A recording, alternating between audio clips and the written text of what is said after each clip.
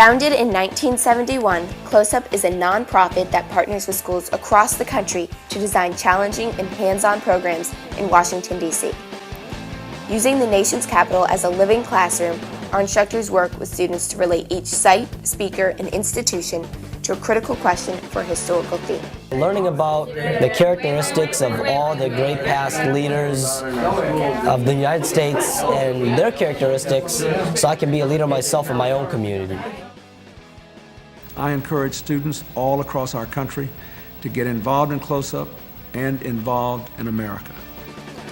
Our program instructors just don't bring the students to see the monuments, they actually bring the monuments to life for our students.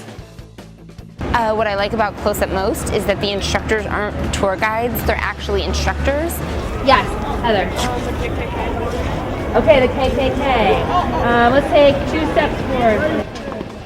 Here is one example where the program instructor challenges the students to earn their way up the steps of the Lincoln Bus Memorial. boycotts. You can take 2 steps forward for the bus boycott. Just sit-ins. Sit-ins to the south. Skip the sit-ins.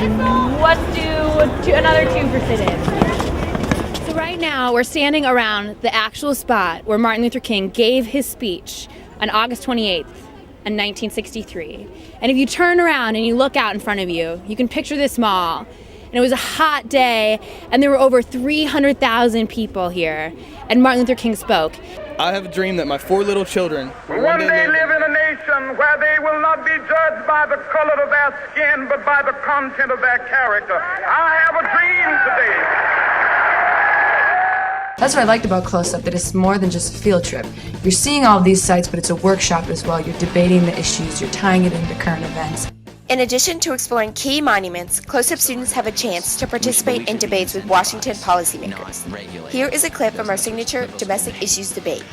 My name's Hunter and I'm from Newton. I want to know what your opinions are and how you would deal with domestic poverty. I am really glad you asked that question, and I'm glad the conservative went first. It's very, very rare you can ever hear a conservative say the word poverty. Listen, it's virtually unheard of. So I'm really glad you asked that question. Did you hear any answers? Because I didn't. I mean, Dustin's a nice guy, but all he said was free market. Is it free market will solve all your problems? I'm Christopher, and I'm from Ohio, and I want to hear from the liberal perspective. Why do you agree with the health care? How can we spend more money and get out of the debt we're in? We're in a $12.5 trillion debt, and we're just going to keep spending and spending. I appreciate your question.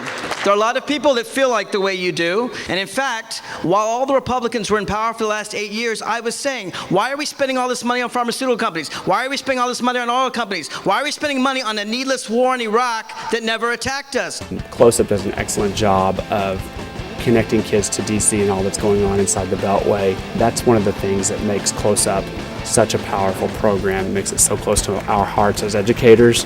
Helping students to understand how Capitol Hill works is another important part of Close-Up.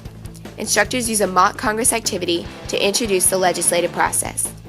Once students have an understanding of key issues, they have an opportunity to visit Capitol Hill, participate in a walking workshop, and meet with their congressional offices. I want to open it up a little bit, and we're going to continue our conversation about some of the roles and responsibilities of different branches of government. So we're talking about the legislative branch now. We're talking about, remember, a bicameral legislative body, the House and the Senate. And I want to open it up to you guys.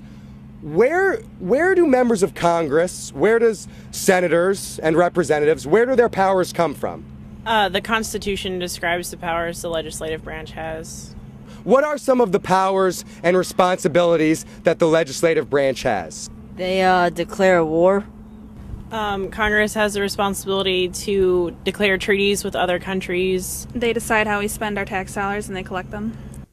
What is the value of debate? Do you believe debate is a legitimate form of give and take based on facts, or is it just showboating?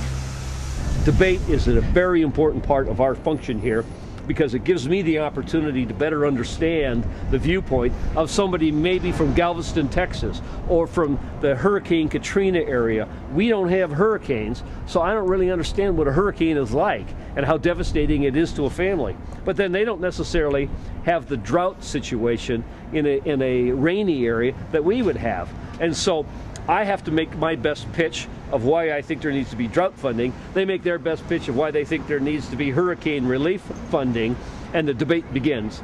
because you have only a limited amount of money. By taking an in-depth look at democracy in action, we hope that students return to the classroom with a greater understanding of our nation's history and the ability to think critically about how political institutions work and how public policy is made.